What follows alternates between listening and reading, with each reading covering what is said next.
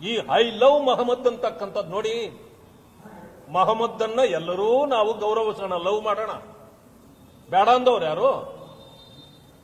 ಯಾರು ನಮಗೂ ಲವ್ ಏನು ಬರಲ್ಲ ಅನ್ಕೊಂಡಿದ್ದೀರೇನ? ನಮಗೂ ಬರ್ತದೆ.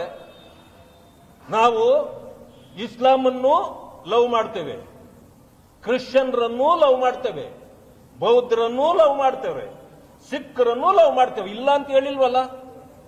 ಆದ್ರೆ ಇದ್ಯಾವ ತರ ವಿಶೇಷ ಇದು? ಬೀದಿಯಲ್ಲಿ ನಿಂತು ಲವ್ ಅಲ್ಲ, ನಿಮ್ಮ ಮನೆಗಳಲ್ಲಿ ಲವ್ ಮಾಡಿ, ಯಾರು ಬೇಡ ಅನ್ನಲ್ಲ. ಆದ್ರೆ ನೀವು ಬೀದಿಗೆ ಬಂದ ತಕ್ಷಣನೇ ಅದಕ್ಕೆ ವಿರೋಧಗಳು ವ್ಯಕ್ತವಾಗ್ತವೆ.